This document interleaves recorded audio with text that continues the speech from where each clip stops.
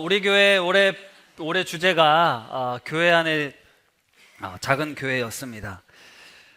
교회 안에 작은 교회, 이게 무슨 말인가? 이제 숫자는 중요한 게 아닌데요. 지금 현재 우리 우신교회는 매주일 장년이 한 320여 명, 그리고 다음 세대 아이들이 한 160여 명 정도, 한 500명 정도 이제 주일 예배를 드리고 있습니다. 당연한가요? 뭐 놀라시는 분도 없고 뭐 그 정도일 줄 알았다 뭐 이러신 분 계실지 모르겠는데, 이게 사실 요즘 같은 또 기독교가 어려운 때에 이 정도 교회 성도들이 모여 있는 거 참 대단한 일입니다. 사실 저는 교회 성도들은 우리가 그리스도에서 한 형제 자매라고 말하기 때문에 서로 잘 알고 지내야 된다라는 생각을 하고 목회를 이제 분리개척을 했는데요. 이제는 모두 서로 잘 알 수 있는 규모는 아닌 것 같습니다. 당연하지만 규모가 커질수록 또 우리 성도님들이 감당해 주셔야 될 역할도 많아지는 것 같은데요. 그래서 모든 성도들이 다 잘 알면 좋겠다는 욕심을 좀 내려놓고 교회 안에 작은 교회들, 우리 순이든 또 재직 부서이든 또 봉사 부서나 뭐 동호회든 우리가 그리스도의 이름으로 함께 모여 있는 이들을 조금 더 잘 알아주고 그들의 삶을 헤아려주고, 그게 바로 교회 아니겠습니까? 그런 교회가 되면 좋겠다라는 마음으로 올해 이런 주제를 잡았어요. 외연의 확장도 감사하지만 우리 내실을 더 잘 다져야겠다라는 마음이 있습니다. 늘 공동체에 대한 강조를 많이 말씀을 드려요. 사실 하나님께서 우리 한 사람 한 사람을 구원하신 것은 맞지만 우리를 하나님 나라의 공동체로 부르셨다고 저는 믿습니다. 따라서 한 분 한 분이 얼마나 귀하고 또 소중하고 아름다운가를 알아봐 주는 것, 그게 바로 공동체의 역할이라고 생각하는데요. 하나님께서 높은 뜻 우신교회라는 이 울타리 안으로 참 많은 분들, 또 다양한 분들을 보내주고 계십니다. 초신자는 거의 없고요. 기존에 다른 교회 다니셨던, 오랫동안 신앙생활 하셨던 분들이 또 좋은 교회, 건강한 교회, 김동호 목사님 영향도 있지만 찾아오십니다. 그래서 교회 안에서 물론 새로운 사람들을 전도하고 또 복음을 가르치고 성경을 가르쳐서 그리스도인으로 만드는 것도 매우 중요한 사명일 수 있겠다 싶지만, 또 우리 교회 사명은 또 우리 교회로 보내주신 분들이 이곳에서 다시 위로받고 힘을 얻어서, 결국 우리가 지향하는 지향점은 내가 좋은 교회 다닌다라는 것으로 만족하려고 하는 것이 아니라 흩어져서 진짜 그리스도인의 삶을 사는 것, 진짜 그곳에 하나님의 나라를 세우는 것이 목적이기 때문에 이곳에 등록해서 함께 신앙생활 하시는 분들이 이 교회 공동체를 통해 다시 하나님을 알아가고 그 알아간 삶을 여러분의 삶의 자리에서 아름답게 꽃 피우고 열매 맺게 되기를 간절히 바랍니다. 그렇다고 선교적 교회를 지향한다고 해서 우리 내부의 성도님들을 또 그냥 내버려 둘 수 없어서, 사실 구심력도 중요하고 원심력도 다 중요합니다. 이것이 적절하게 균형을 이루어서 성장해 가는 것이 필요하다라고 생각하는데요. 오늘 그런 점에서 교회를 구성하고 있었던 성도들의 바람직한 관계를 사도 바울이 전해주고 있습니다. 첫 번째는 교회 지도자들과의 관계였고요. 두 번째는 성도들 간의 관계를 이야기하고 있습니다. 그런데 질문이 생겼습니다. 데살로니가전서 5장 마지막 끝 인사할 즈음에 왜 교회 지도자들에 대해서 언급을 하고 있을까? 별다른 얘기가 없었는데 느닷없이 여러분을 위해 섬기고 애쓰시는 분들을 좀 알아주고 좀 사랑으로 극진히 존경해달라, 이런 부탁을 하잖아요. 왜 그랬을까요? 생각해 보면 바울이 개척한 지 얼마 되지 않은 교회였지 않습니까? 그러니까 교회가 물론 아직 연수가 많지 않기 때문에 아직 든든히 서지 못한 부분이 있었을 겁니다. 바울은 어쩔 수 없이 교회를 떠나올 수밖에 없었는데요. 물론 교회를 유지하기 위해서 리더들이 필요했을 겁니다. 사도 바울과 같은 어떤 카리스마 있는 리더십은 없지만 그래도 그 공동체를 꾸려가기 위한 리더들이 있었을 거라는 거예요. 근데 그 리더들이요, 예전에 잘 생각해 보면 데살로니가 교회가 몇 명 정도 모였을까 생각해 보면 사실 50명을 넘기가 어렵거든요. 그러니까 그 작은 공동체 안에도 리더를 세우는데 그 리더가 좀 탐탁지 않았던 것 같아요. 못마땅한 부분이 좀 있었을 것 같습니다. 좀 부족한 부분들이 있었을 거예요. 그래도 좀 인지도가 있고 영향력 있는 사람을 뽑았겠지만 사실 각양각색 사람들이 모여 있는 그곳에 자기 입맛에 맞는 사람, 자기에게 정말로 딱 맞는, 우리 공동체에 딱 맞는 리더가 아닐 수도 있었다라는 거죠. 충분히 그럴 가능성이 있습니다. 그러다 보니 성도들이 좀 교회를 섬기는 리더들, 지도자 그룹에 대해서 좀 탐탁하게 여기지 않았던 것 같아요. 그걸 사도 바울은 알았고 데살로니가 성도들에게 부탁을 한 겁니다. 새 한글 성경 버전으로 우리 12절과 13절 말씀을 같이 한번 읽어볼게요. 시작.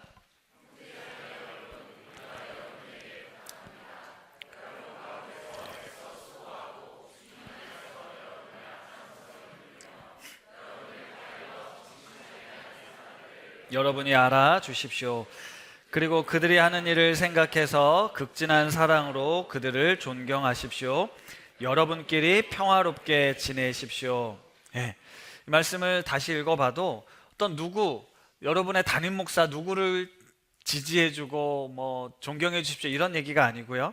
이름은 없지만 여러분 가운데서 수고하고 앞장서서 섬기고 있는 분들을 여러분들이 잘 봐달라고 이야기를 하고 있습니다. 바울은 그들을 극진한 사랑으로 존경해달라고 부탁을 하고 있어요. 아마 공동체 안에 그렇게 부탁할 수밖에 없는 상황이었던 것 같습니다. 우리 교회는 높은 뜻 교회인데요, 높은 뜻 교회의 정신은 하나님께서 주인이 되신다입니다. 김동욱 목사님이 교회를 개척하실 때 하나님께서 주인 되신다, 너무 당연한 캐치프레이즈를 내걸었을 때 많은 사람들이 환호하고 교회를 찾아온 이유는 사실 많은 교회들이 사람이 주인 노릇하고 있기 때문에 그랬습니다. 담임 목사가 주인 노릇하고 또 장로들이 주인 노릇하는 그런 교회들이 많아서 우리 교회 성도들 중에는 그래서 목회자나 장로님들에 대해서 존경하는 것보다는 계속해서 의심의 눈초리와 어떤 비판적인 시각으로 바라보는 경향이 좀 있습니다. 물론 그렇지 않은 분들도 있지만요. 그렇기 때문에 우리 교회 성도들, 특히 우리 젊은 성도들이 이 직분에 대한 부담감을 가질 수밖에 없구나라는 생각이 들어요. 먼저는 내가 그럴 만한 자격, 존경받거나 어떤 사람들을 이끌어갈 만한 자격이 없다라는 것도 이해가 되지만 본인이 보아왔던 그리고 경험해왔던 장로님이나 권사님이나 어떤 집사님들의 어떤 리더십이 제대로 발휘되지 않아서 힘들었던, 아팠던 경험들이 있으니까 내가 혹시 그 자리에 가서 나도 누군가에게 걸림돌이 되지 않을까라는 마음이 더 크신 것 같습니다. 내가 정말로 누군가에게 유익을 끼치고 본이 되고 덕을 끼치는 사람이라면 내가 기쁨으로 받겠지만 아직 그럴 만한 자격이 없다 생각되니 이제 그랬다라는 거죠. 사랑하는 성도 여러분, 사실 완벽한 교회는 없습니다. 혹시 완벽한 교회라고 생각하고 이 자리에 찾아오셨다면 그건 큰 오산입니다. 여기도 부족하고 미숙하고 여러분 마음에 들지 않는 부분들이 있을 겁니다. 사람들이 모여 있다 보니 그럴 수밖에 없습니다. 죄인들이 모여 있는 공동체입니다. 저도 저의 성향이 있고 또 제가 좋아하는 분야가 있지만 제가 못하는 분야가 있고 잘 모르는 분야가 있습니다. 따라서 우리는 서로의 연약함을 알아주는 것이 참 중요합니다. 우리가 서로 부족하다라는 걸 알아주는 게 중요합니다. 바울이 데살로니가 성도들에게 교회 안에 리더십이 세워졌지만 부족함을 나도 안다, 여러분도 느끼겠지만 그럼에도 불구하고 이 공동체는 하나님께서 세워주신 공동체이고 하나님이 주인 되시는 공동체이다 보니 세워진 분들을 우리가 인정해주고 존중해주는 것이 필요하다라는 겁니다. 서로의 연약함과 부족함을 알지만 세워주신 리더십에 대해 인정해 주라는 거죠. 그런데 우리는 종종 이렇게 행동합니다. 교회 리더들이, 우리 장로님들이, 권사님들이, 부장님들이, 순장님들이 열심히 수고하고 헌신하는 건 당연하다고 생각합니다. 그 자리에 있으니까, 그 역할을 맡았으니까 그렇게 하는 건 당연해 라고 생각한다는 거죠. 그런데 그분들이 조금만 미숙한 점이 나타나면, 조금이라도 실수를 하게 되면, 조금이라도 잘못을 하게 되면 적나라하게 지적을 합니다. 그들의 수고와 헌신은 당연하다고 생각하고 그들의 부족함과 미숙함에 대해선 그럴 만한 자격이 없다라고 비난하는 것에 우리는 좀 더 익숙하다라는 거죠. 이 높은 뜻을 강조하다 보니까요, 물론 교회가 도덕적으로 윤리적으로 뭔가 조금 더 어떤 기준이 높은 것들이 있습니다. 그걸 자랑할 수 있어요. 자랑할 만한 일들이긴 하죠. 그런데 그게 좋은데 때로는 그 높은 뜻이 자기의 뜻이 돼가지고 교회 리더십들을 어떤 더 높은 기준에 이루지 못한다는 것 때문에 함부로 대하거나 비난하거나 비판하는 경우들이 있습니다. 그런 경험들이 있기 때문에 말씀을 드리는 거예요. 결코 좋아 보이지 않았습니다. 물론 우리 교회가 하나님만이 주인 되신다라고 해서 목회자를 절대시하거나 그의 말에 절대적으로 순종해라, 그런 교회는 아니지만, 그것도 분명 위험한 교회이지만, 그럼에도 불구하고 교회 내 질서를 위해서 존중해주고 때로는 그 부족함을 덮어주고 그것들을 잘할 수 있도록 격려해주는 것, 그것도 당연히 필요하다 생각합니다. 제가 생각했을 때 중요한 것은 서로의 연약함을 알아주는 것이라고 생각합니다. 그리고 그 연약함에도 불구하고 하나님께서 우리 가운데 세워주신 이 귀한 사람들을 알아주고 인정해주고 바라봐주는 게 필요하다는 거죠. 여러분의 목회자들을, 여러분의 순장님들을, 여러분들의 장로님들을 우리 교회가 이렇게 세웠으니 그들을 사랑으로 존경하고 섬겨줄 때 아마 더 힘이 날 겁니다. 더 위로를 받을 겁니다. 그리고 더 열심히 섬기게 될 것입니다. 마찬가지로 지도자들이 가져야 될 자세 또한 다르지 않습니다. 우리 성도님의 사정과 형편을 잘 알아야 됩니다. 잘 알지도 못하면서 본인이 가지고 있는 기준, 본인이 가지고 있는 생각대로 함부로 대해서는 안 된다는 겁니다. 내가 장로가 됐으니, 내가 부서장이 됐으니, 내가 순장이 됐으니 나의 권위를 앞세워서도 안 된다는 거예요. 나도 마찬가지지만 그들도 하나님의 은혜가 필요한 분들입니다. 나에게 그럴 만한 자격이 주어졌다라고 생각하는 건 큰 오산이에요. 질서에 따라 역할이 주어진 것 뿐입니다. 박상윤 목사의 설교가 마음에 안 든다고 해서 내가 당신보다 더 잘할 수 있다라고 해서 여기 나와서 설교할 수 있는 건 아니지 않겠습니까? 제가 부족하고 연약하지만 어쨌든 이곳에 담임 목사로 세움을 받았기 때문에 저는 이곳에서 말씀을 전하는 사명을 감당하고 있습니다. 그런데 저에게 그럴 능력이 있어서 제가 여러분들보다 뛰어나기 때문에 제가 설교를 하고 있으니까 당연히 신앙이 좋을 거다, 그건 아니라는 겁니다. 그래서 여러분들에게 저의 말에 무조건 순종해서는 안 되고 분별하라고, 질문하라고 말씀을 드리는 거예요. 그런데 제가 믿음이 없는 성도들, 여러분들은 그냥 성도들이기 때문에 함부로 가르치거나 훈계를 하는 것, 그래서는 안 된다라는 말씀을 드리는 겁니다. 우리는 서로가 서로에게 조심스럽게 다가가야 합니다. 상대방에 대한 존중과 배려의 마음이 필요합니다. 그리고 그 다음 성령께서 우리 가운데 일하시도록 해야겠죠. 어렵습니다. 먼저 내 본성이 나가고 내 성격이 나가고 내 말이 먼저 나가는 거 맞습니다. 먼저 판단하게 되고 그렇게 움직이게 되는 것이 맞지만, 우리 안에 계신 하나님, 우리 안에 계신 성령님께 우리의 어떤 주권을 내어드린다면, 하나님께서 어떻게 원하시는지, 무엇을 말씀하시는지, 어떻게 바라보시는지가 먼저 앞선다면 우리 공동체에서 그런 일들은 충분히 이루어질 수 있다고 저는 믿습니다. 지난주에 한 성도님께서 저에게 이런 문자를 보내주셨어요. 목사님, 저희들의 응원이 하나님의 직접적인 만지심에 비할 바는 없겠지만 둘러보면 쉽게 느끼실 수 있는 간접적인 하나님의 사랑이 있으니 힘내십시오. 목사님이 함께 해주시는 것만으로도 감사해야 하는 우신 식구들이 있습니다. 이렇게 문자를 보내주셔서 제가 감동을 받았잖아요. 내가 몇 주간 이 임직자 선거로 힘들다 이런 얘기를 했더니 이런 위로와 격려의 문자를 보내주시는구나 싶었는데, 감사한 다음에 제가 바로 너무너무 창피했습니다. 너무너무 부끄러웠어요. 왜 그랬냐? 사실 우리 성도님들이 살아가는 매일의 삶이 사실 더 지옥 같고 전쟁터 같은 텐데, 이분들을 위로하고 격려해 드려야 될 목회자가 그것 좀 힘들다고 불평하고 뭘 왜 이렇게 힘들게 하냐 이런 얘기를 해서 괜히 성도님들의 마음을 불편하게 한 것 같아서 이 시간을 빌어서 용서를 구합니다. 그리고 답을 이렇게 보냈어요. 솔직히 우리 집사님들의 삶이 더 만만치 않다는 걸 알고 있습니다. 저만 힘든 게 아닐 텐데 교회라는 공동체가 집사님께 쉼이 되고 또 힘이 되는 공동체가 되도록 더 잘 섬기겠습니다. 집사님의 격려 카톡에 큰 힘이 됩니다. 이렇게 이제 보냈거든요. 본인의 문제, 본인의 어려움이 제일 큽니다. 그럼에도 불구하고 다른 누군가의 어려움을, 아픔을 알아봐 줄 수 있다는 게 이게 얼마나 큰 위로가 되고 얼마나 큰 힘이 되는지 모르겠습니다. 저희 카톡, 저희 내용이 진심입니다. 사실 우리가 내가 너무 힘들고 어렵다 보니까 잘 몰라서 실수할 때가 많고요. 그래서 어려운 것 같습니다. 우리가 괜찮아, 잘하고 있어 이런 말이 얼마나 큰 힘이 됩니까? 힘들지? 라는 그 한마디에 얼마나 위로가 됩니까?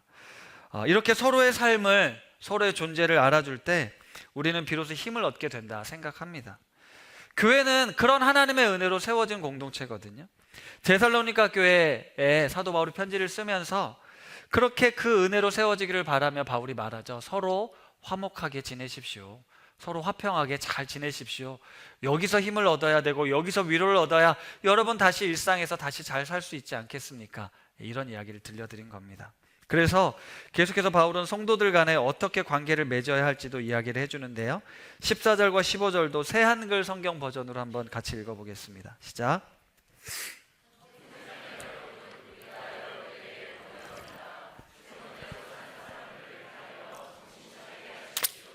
기가 꺾이는 사람들을 격려해 주십시오. 약한 사람들 편에 서 주십시오. 모든 사람들에게 너그럽게 참으십시오. 아무도 다른 사람에게 악을 악으로 갚지 않도록 주의하십시오.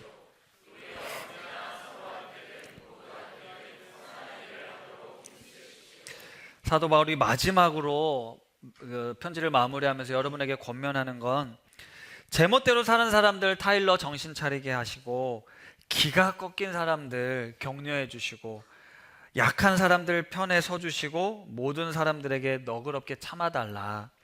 아무도 다른 사람에게 악을 악으로 갚지 않고 언제나 서로한테든 모두한테든 선한 일을 하도록 힘쓰십시오 라고 말하거든요.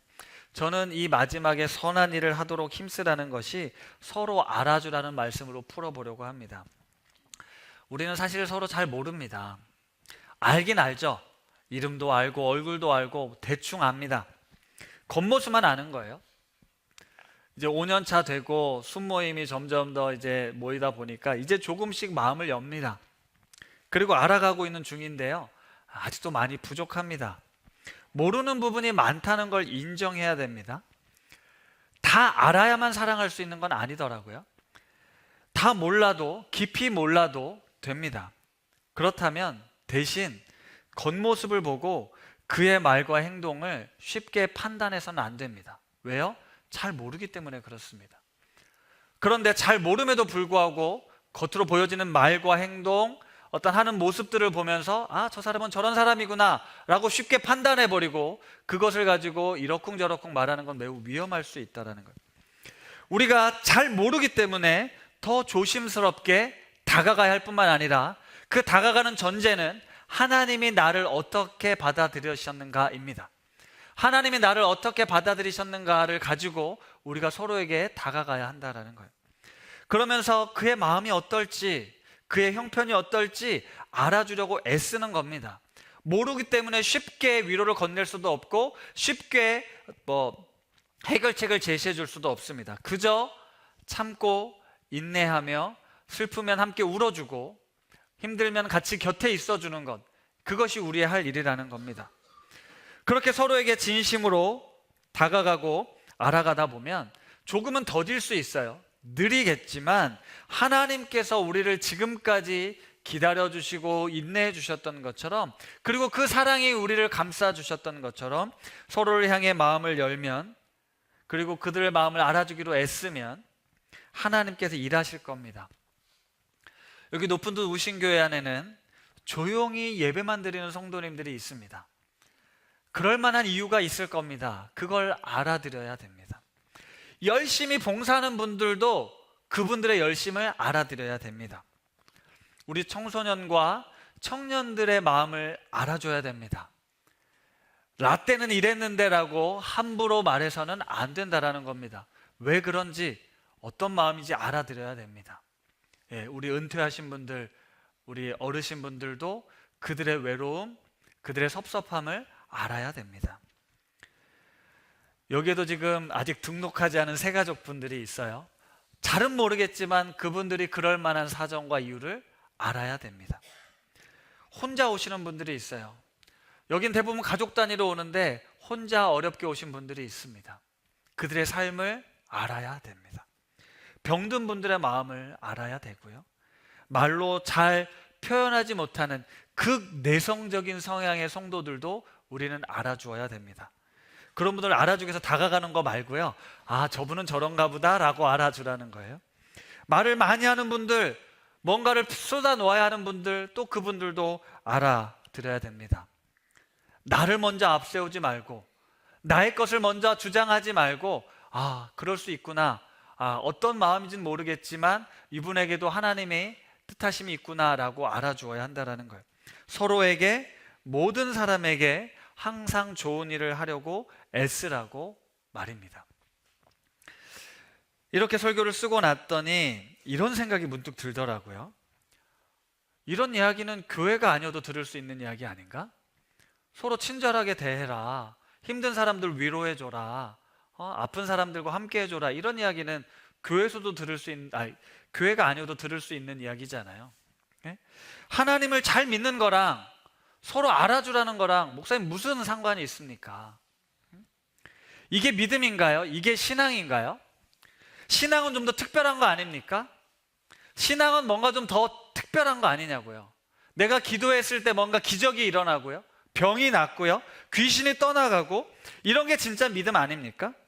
우리가 하나님을 믿는 이유가 뭡니까? 하나님을 열심히 믿어서 문제를 해결하고 어려움들을 풀어가고 내가 보란 듯이 세상에 하나님의 영광을 드러내는 사람 되고 싶어하는 마음이 있잖아요. 그런데 고작 서로 알아봐 주라니요. 그건 다른 데서도 할 수 있는 이야기고 다른 데서도 들을 수 있는 이야기인데, 굳이 이 시간, 이 예배 시간에 목사님을 통해서 사실 별로 알아주고 싶지 않은 이 사람들을 내가 왜 알아줘야 되는지, 그런 이야기를 듣고 있는 여러분들의 마음속에는 어떤 생각이 드십니까? 제가 이 말씀을 준비하면서 곰곰이 또 생각을 했어요. 또 생각을 해봤습니다. 그랬더니 이게 맞는 것 같습니다. 지극히 평범한 우리들의 삶에서 하나님의 형상대로 지어진 이들을, 그들의 존재를 알아봐 주는 거, 이게 진짜 그리스도인이 살아야 될 삶이더라고요. 왜냐하면 우리가 살고 있는 세상은 죄로 인해 엉망진창이 됐습니다. 별의별 일들이 다 일어나고 있습니다. 나에게도 그런 일이 있어요. 질병뿐만 아니죠. 사건, 사고도 있을 수 있습니다. 뜻대로 풀리지 않는 문제들이 있을 수 있어요. 고난이 있을 수 있습니다. 억울한 일을 당할 수 있습니다. 화가 나는 일들도 있을 수 있습니다. 그로 인해서 깨어지고 부서진 우리의 형상들을 하나님께서 예수 그리스도를 통해 다시 회복하기를 원하세요. 그것을 위해서 하나님이 자신의 모든 것을 내어버리고 이 땅에 오셔서 인간이 되시고 친히 고난과 멸시와 조롱을 당하시면서 그것들을 이겨내셨습니다. 그것들을 승리하셨어요. 우리에게 그 승리와 자유가 주어졌습니다. 따라서 우리가 하나님 나라의 복음을 말할 때 지금 우리의 삶의 자리에서 만나는 이들을, 그들의 삶을 귀하게 여겨주고 그들의 존재 가치를 알아봐주고 사랑으로 바라보면서 그의 아픔을 격려하고 어려움을 알아주고 다시 일어설 수 있게 하는 것, 그것이 바로 하나님의 뜻입니다. 예수 믿는 증거, 그가 뭘까요? 여러분이 성경 지식을 많이 하는 것으로 내가 예수님을 잘 믿고 있어를 드러내시겠습니까? 여러분이 불리워지고 있는 직분, 내가 장로가 되고 권사가 되고 안수집사가 되면 난 이제 예수 믿는 사람이야 라고 증명하시겠습니까? 아니면 성령의 은사를 받아서 예언을 하고 방언을 하고 신유의 기적을 베풀 때 봤지 내가 예수 믿는 사람이야 라는 걸 증거하시겠습니까? 아니면 세상적으로 사람들이 봤을 때 와 대단하다라는 업적과 성과를 내므로써 이게 다 예수님께서 하나님 믿어서 된 거야, 그렇게 예수님을 증거하시겠습니까?